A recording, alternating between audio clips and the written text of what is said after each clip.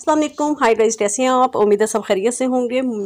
आज मैं आपके साथ जो बात करना चाह रही हूँ वो है रिश्तेदारों पे बात करना इसलिए चाह रही हूँ कि मैंने यहाँ पे अपनी फील्ड में बहुत देखा है कि रिश्तेदारों की दखल अंदाजी की वजह से लोग जहनी टेंशन का शिकार हो रहे हैं। बच्चियाँ खास तौर पर मसाइल में घिर रही हैं, लेकिन ये जो रिश्तेदार होते हैं, पप्पो, मामू, चाची, खाला वगैरह, ये सारे रिश्ते हमारे लिए बहुत अनमोल होते हैं। हमें इनकी इज़्ज़त करनी चाहिए और उनको भी चाहिए कि अपनी इज़्ज़त करवाएं ताकि वो दूसरों के घरों में मसाइल पैदा ना करें। जैसा कि एक लड़का चाहता है कि उसकी बीवी जो है वो उसके घर वालों की खिदमत करे, उसका ख्याल रखे, इसी तरह एक बीवी भी चाहती है कि उसके माँ बाप को इज़्ज़त दी जाए, उसके बहन भाइयों को इज़्ज़त दी जाए।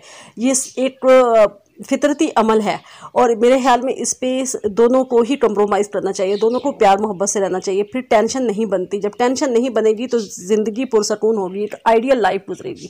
और टेंशन जो है मेन वजह बीमारियों की भी होती है। बहुत सारी बीमारियां टेंशन की वजह से बनती हैं। बीपी हाई हो जाता है, ये भी टेंशन की वजह से होता है। शुगर प्रॉब्लम्स आ जाती हैं। जब आप मिलजुल के रहेंगे तो इस तरह के कोई प्रॉब्लम नहीं आएंगे।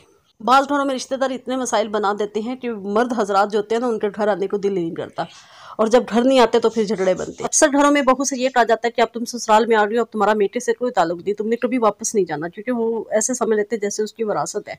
हालांकि ऐसा नहीं होता। उन्हें सोचना चाहिए कि वो भी किसी की बेटी है। ऐसे ही कुछ दिन पहले मैं अपनी स्टूडेंट्स की घर गई, वहाँ मैंने ये स्टोरी देखी कि मेरे स्टूडेंट्स का हस्बैंड जो है वो मुझे कहता है कि मैडम आप बताएं मुझे कि कोई मशवरा दें कि मैं क्या करूं, मैं सख्त परेशान हूँ, ये मेरी वाइफ है, मैं इसके हकूक़ पूरे करता हूँ तो माँ रूठ जाती है, माँ के पूरे करता हूँ तो वाइफ रूठ जाती है। वाइफ कहती है कि मेरी माँ बाप को नहीं पूछते हो, तुम इज्जत नहीं देते हो। अगर मैं अपनी सास को इज्जत देता हूँ तो फिर मेरी माँ रूठ जाती है कि तुम तो सास के गुलाम हो गए हो। समझ नहीं आती मैं क्या करूँ। मैं इतनी टेंशन में रहता हूँ, इतना मेरे हमेशा सर में दर्द रहता है, मेरा बीपी हाई हो जाता है, मुझे जो है मैदे का प्रॉब्लम हो रहा है, मुझे भूख नहीं लगती, मैं सोचता रहता हूँ। टेंशन मैं यहाँ तक कि मुझे घर आना भी अच्छा नहीं लगता कि घर जाऊँगा तो मुझे जो है ना टेंशन ही मिलेगी। मैं ज़्यादा वक्त जो होता है कोशिश करता हूँ काम के बाद, फ्री होने के बाद भी बाहर गुजारूँ। कहते अक्सर मैं घर आता हूँ, देखता हूँ कि मेरी फुफो या मेरी खाला आई होती है तो वो मेरी माँ के पास बैठ के मेरे ससुराल की बुराइयाँ कर रही होती है। उन्होंने ये कर दिया, उन्होंने वो कर दिया, वो ऐसे करते हैं, वो वैसे करते हैं। और मैं सोचता हूँ हमेशा कि भाई इनका क्या मामला, ये हमारे घर की मामलात हैं। और मेरी माँ उनकी बातों में आ जाती है। मेरी बीवी जो है कभी वो मेरी बीवी के पास बैठ के बातें कर रही होती है, कभी वो मेरी माँ के पास बैठ के बातें कर रही होती है। छोटी छोटी बात मुझे समझ नहीं आती मैं इसका कैसे हल निकालूं। मैंने उसे मशवरा दिया कि देखें ये आपके घर के मसाइल हैं, इनको आप प्यार से तवज्जो से हल करें। आप अपनी माँ को ये एहसास दिलाएं कि मैं आप ही का बेटा हूँ, मैं किसी को भी इज़्ज़त देता हूँ, किसी को भी। ये आपकी तरबियत का पता चलता है कि मेरी माँ ने बहुत अच्छी मेरी तरबियत की है।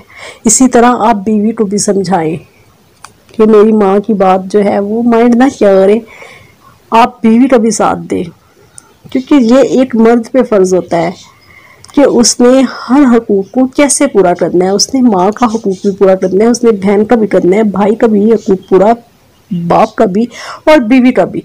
तो इसलिए जज्बाती होने की बजाय तरीके से, प्यार से हल निकालें। और ये जो बातें होती हैं ना रिश्तेदारों की, ये हर फैमिलीज़ में होती हैं। यहाँ जो चार पैसे वाला होता है उसको हर बंदा इज्जत देता है, उसको उसकी गुलामी करने के लिए ना इधर की उधर चार लगा के ताकि ये हमारे करीब रहे, तो इस तरह की बातें करते हैं। आप अपने रिश्तों को अहमियत अपनी जगह पे दें। अगर फूफो है तो फूफो का मुकाम फूफो को दें, ठीक है। खाला है तो खाला का मुकाम खाला को दें, इज़्ज़त दें उन्हें। लेकिन उन्हें प्यार से ये समझाएं कि आप जो है ये हमारे घर में इस तरह की बातें मत क्या करें। आप आती हैं, आप मिलें, आप प्यार मोहब्बत से रहें, चाहे जितने दिन भी रहना है, लेकिन ये इधर उधर की बातें जो है ना वो मत किया करें।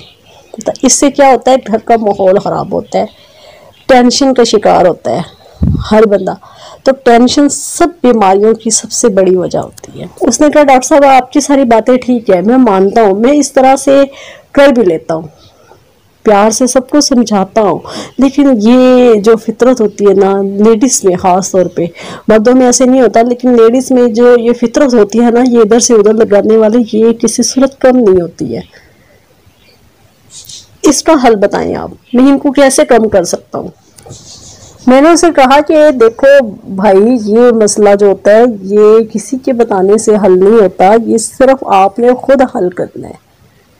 बहुत प्यार से, तवज्जो से, सारे रिश्तों को अपनी अपनी जगह पे तवज्जो दे के ये हल करना है आपने, ताकि कोई भी आपसे शिकवा ना करे। लेकिन फिर शिकवे तो होते रहते हैं। सबसे बड़ी बात मैंने उसे ये कही कि देखो भाई, आप जब दूसरों की बातें सुनेंगे, मोहल्ले की बातें सुनेंगे, रिश्तेदारों की बातें सुनेंगे, घर में आके झगड़े करेंगे, तो वो लड़ाई का सबब बनता है। आप माँ की बात सुनते हैं, आप बीवी की बात सुनते हैं, आप उसको सोचिए, उसे गौर करें कि इसमें कितनी सच्चाई है। जब आप उसे खुद गौर करेंगे तो आपको इसका हल मिलेगा, लाजमी मिलेगा हल। उसने इसी तरह अमल किया, बड़े प्यार तहम्मुल से उसने सबको अपनी अपनी जगह पे देखा, सोचा, समझा, समझाया। तो एक दिन उसके घर का माहौल बहुत बेहतर हो गया। ये आप सबसे भी गुजारिश है, रिक्वेस्ट है कि आप सब भी अपने आसपास के माहौल को देखा करें। अगर कहीं कोई मसला है तो उसे प्यार से तरीके से समझाया करें, गाइड किया करें। लेकिन ऐसे भी होता है, कुछ रिश्तेदार ऐसे होते हैं कि उनको जितना भी समझा लें, जितना प्यार से भी, लेकिन उनको यही लगता है कि जुल्म सिर्फ हम पे ही हो रहा है। जैसा कि मैंने आपको पहले भी बताया था कि मैं एक टीचर भी हूँ और डॉक्टर भी हूँ। मेरा राब्ता बहुत सारी फैमिली से होता है, बहुत सारे मसाइल पता चलते हैं और पेशेंट भी ऐसे ऐसे आते हैं कि जिससे यानी कि बहुत कुछ सीखने को मिलता है। मैंने ये सारी चीज़ें देखी हैं, मैंने सर्च की हैं कि ऐसा भी होता है फैमिलीज़ में आजकल के माएँ जो हैं वो अगर उन्हें कोई रिश्ता पसंद नहीं है, मिसाल के तौर पे नंद पसंद नहीं है, सास पसंद नहीं है, या अपनी कोई बहन पसंद नहीं है, या भाई पसंद नहीं है, या कोई उनकी उसमें लड़ाई हो गई है, या तो वो उसमें अपने मासूम बच्चों को भी मुलव्वस कर लेती हैं। ऐसी मुलव्वस करती हैं, उनके जहन इतने ख़राब कर देती हैं। जी तुम्हारी फुफ्फो ठीक नहीं थी, तुम्हारी खाला ठीक नहीं है, तुम्हारी खाला ने मेरे पे बहुत जुल्म किया, तुम्हारी फुफ्फो ने मेरे पे बहुत जुल्म किया, तुम्हारी मामानी जो है उसने तो इतने इंतहा के जुल्म किए, मुझसे बर्दाश्त से बाहर हो गए थे। वो इतनी नफरतें अपने बच्चों में भर देती हैं कि बड़े हो के भी वो बच्चे जो हैं कभी भी इन रिश्तों से प्यार नहीं करते। क्या होता है कि वो नफरतें बढ़ती हैं और वो खुद एहसास कमतरी का बच्चे भी शिकार हो रहे होते हैं और माँ भी शिकार हो रही होती है। और बहुत सारे मसाइल, बहुत सारे झगड़े होते हैं, बहुत सारे मसाइल होते हैं। यहाँ तक भी होता है कि वो ख़ानदान में रिश्ता नहीं करते, फिर वो बाहर रिश्ते होते हैं। वैसे तो बाहर रिश्ते करने चाहिए, बहुत अच्छी बात है, क्योंकि ये मेडिकल में भी अच्छा इसका असर पड़ता है और इस्लाम में भी कि कबीले बढ़ने चाहिए, रिश्तेदारियाँ बढ़नी चाहिए, अपनी फैमिली से बाहर रिश्ते करने चाहिए, लेकिन प्लीज़ नफ़रतों के साथ नहीं। नफरतें जो होती हैं वो बीमार करती हैं इंसान को। आखिर में इंसान अकेला रह जाता है, बहुत कमज़ोर हो जाता है। नफरतें पाल कर इंसान कभी भी तरक्की नहीं करता, उसकी आखिरत भी ख़राब होती है। और इसी तरह मैंने देखा है बहुत सी फैमिलियों में कि कज़नें होती हैं, रिश्तेदार होते हैं, वो दूसरों की ज़िंदगी में दखल अंदाजी करते हैं। उसने ये किया, उसने वो किया, वो उसने ये लगा दिया, उसने ये कर दिया, वो उसने ये ड्रेस पहन लिया, हाय वो उसने क्यों किया। ये सारी उन्हें चाहिए। खुदाया मेरी सबसे रिक्वेस्ट है कि जो इस तरह के मसाइल पैदा करती हैं किसी के घर में भी, वो सुकून ख़राब करती हैं, वो अपनी आखिरत ख़राब कर रही हैं। उनको ऐसे अपना और दूसरों का सुकून ख़राब नहीं करना चाहिए। ये एक तरह से चुगली भी बनती है, किसी पे अटैक करना, किसी की दिल आज़ारी करना, ये जो है वो इंसान की आखिरत ख़राब कर आता है।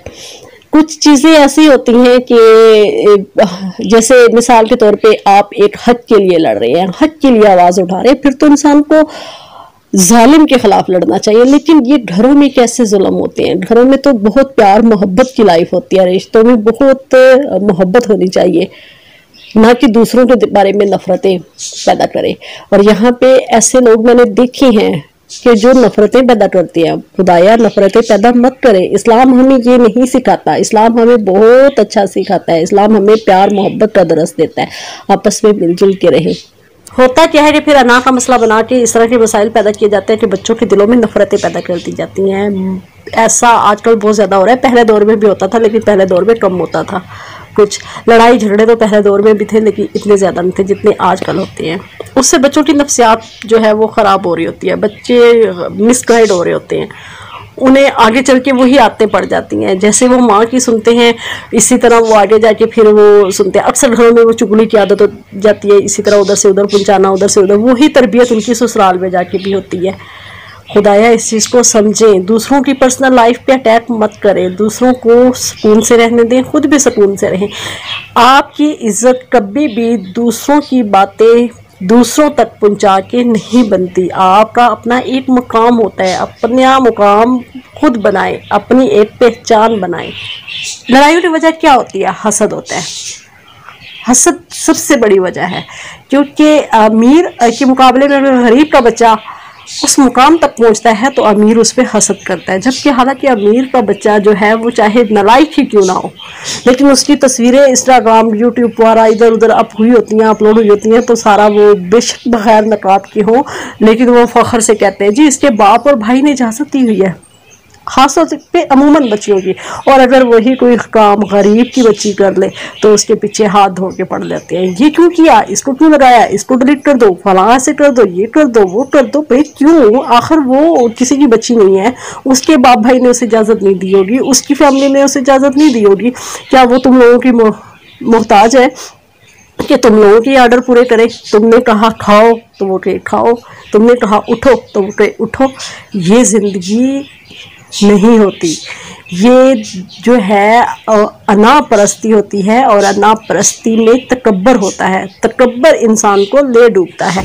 अगर इस जहां में नहीं तो उस जहां में तो वो उसको ले डूबता है।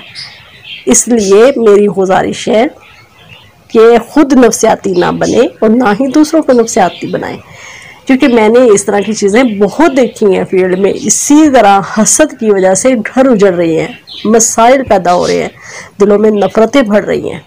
बेटियां तो हमेशा वो कहते हैं कि बेटियों तो धन बुराया होता है, बेटियों ने तो दूसरे घर जाना है, उन्होंने तो दूसरे घर को बसाना है, इसलिए बेटियों की अच्छी तरबियत की जाए। लेकिन मैं कहती हूँ कि ये जो आजकल दौर चल रहा है इसमें बेटों की भी अच्छी तरबियत करनी चाहिए, ताकि बेटों को भी एहसास हो कि उसने किसी दूसरे की बेटी को लाकर अपने घर में बसाना है, और कल को उसने भी बाप बनना है और उसकी भी बेटी किसी दूसरे घर में जाएगी।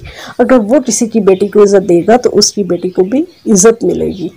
इसलिए बेटों को भी अच्छी तरबियत देनी चाहिए। बेटों को ये नहीं सिखाना चाहिए कि वो मर्द है तो वो हर जुल्म कर सकता है, ये औरत है तो ये मजलूम है। उनको भी सिखाएं कि इज्जत दें। मर्द है, वाकई मर्द जो है उसको अल्लाह ताला ने दर्जा बुलंद दिया है औरत की निस्बत से, लेकिन औरत को भी बहुत हकूक दिए हैं। मर्द के बगैर जो होता है, ये महरम रिश्ते जो होते हैं, बाप भाई बेटा शोहर, इनके बगैर औरत चल ही नहीं सकती। इनके साथ से औरत महफूज होती है, उसे तहफ़्फ़ुज़ मिलता है। ये वाहिद रिश्ते ऐसे होते हैं जो औरत को तहफ़्फ़ुज़ देते हैं, बुरी नज़रों से बचाते हैं, अच्छे बुरे की पहचान करवाते हैं।